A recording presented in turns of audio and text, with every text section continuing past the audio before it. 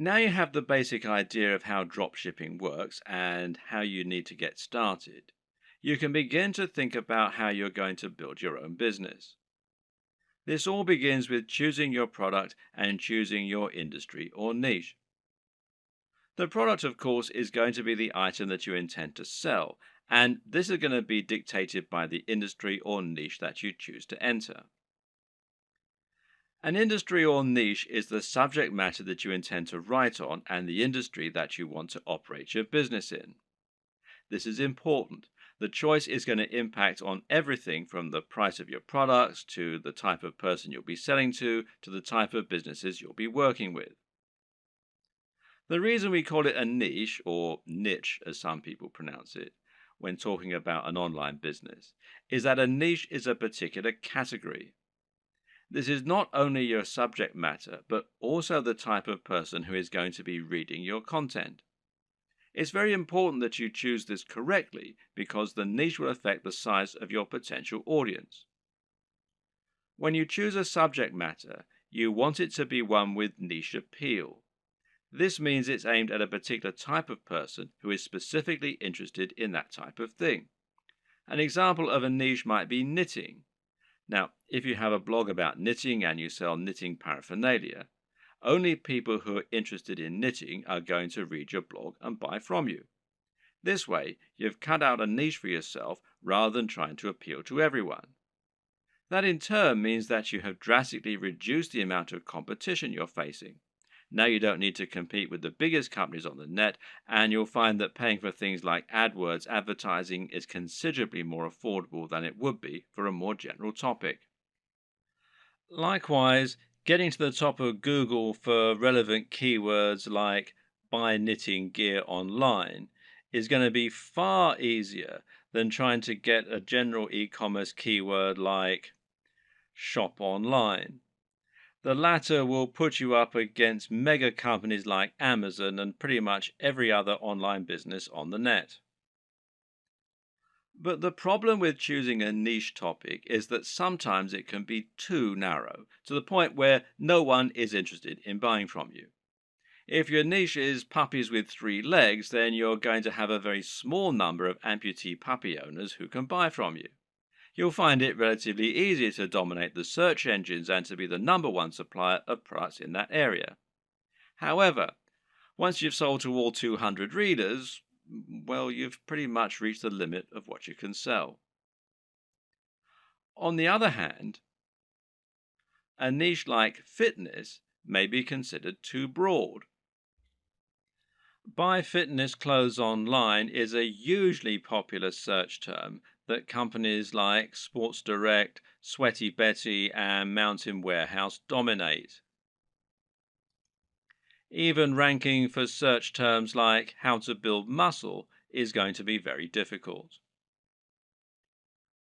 The perfect niche or industry is one with a broad appeal, but which still gives you a unique twist. This way, you'll be able to appeal to a lot of people, but you'll also be able to avoid directly competing with the biggest competitors. This will also give you a better route to market, which is a term that describes any direct access you might have to your target audience. An example of a route to market would be a forum dedicated to the subject matter you're writing about, or an industry magazine. With all this in mind, how do you find the perfect niche for you? Well, there are a few things to consider.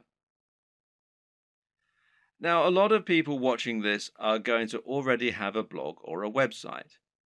In that case, the best niche is obviously going to be the one that you're already in. All you need to do is simply pick a product that your current readership will enjoy.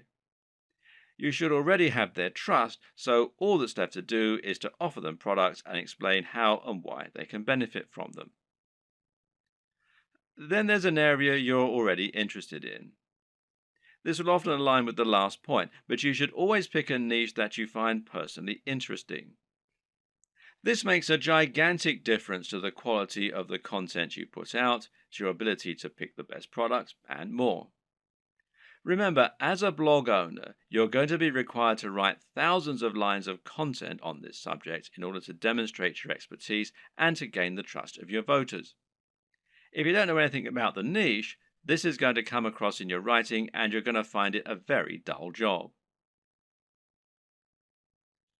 On the other hand, if you have a legitimate love of the niche you're writing in, you'll find it no chore at all to write all that content, and you'll find it much easier to wow your readers with what you know. What's more, you'll have a better idea of how to pick a truly great product that will stand out and attract your audience. You'll have your finger on the pulse. There are also niches where you have an upper hand. Again, this relates directly to the previous two examples in many cases. Suffice to say that most of us will have contacts and advantages in some niches that give us an edge. Perhaps, for example, you happen to know the owner of a very big fitness website or of a very big fitness magazine. Knowing this person will thereby make it much easier for you to get a cheaper advert or maybe even an article inside the magazine. Now you can reach out to that audience directly and hopefully sell more product. Have a long think about your list of contacts and friends, and then consider finding a product that will let you make the most of those advantages. If you look at affiliate marketing, digital products, and internet marketing as a whole, you'll notice that certain niches stand out as being far the most popular, and those are fitness, making money, and dating. Now, why are these the most popular niches? On the one hand, it's because they have the broadest appeal. But the biggest reason is that they offer the best value proposition. A value proposition is basically the way in which your business is able to offer value. This is the way that your products can change people's lives. What is the end result of owning your product? If you're selling a hairdryer, then what you're really selling is the convenience and dry hair. If you're selling clothes, then what you're really selling is the ability to feel good about yourself, to look sexy, and hopefully to thrive in your career and in dating as a result. This is what sells. Try and sell a book about cats, and you're not really offering much beyond a few hours of entertainment. But sell a book about making money, and you're selling a dream. By choosing a product that can really change people's lives, you're providing much more value, even if the manufacturing costs stay the same. Now, this lets you charge more and make more money as a result, and it basically comes down to the niche. In order to tick all these boxes, one strategy you can use is to target a sub-niche, a niche within a niche. An example of this is targeting a specific type of person within the fitness niche. How about fitness for the over 50s or dieting for the diabetic? You could even do strength training for martial artists. In this latter example, you've actually combined two separate niches in order to offer something truly unique and interesting.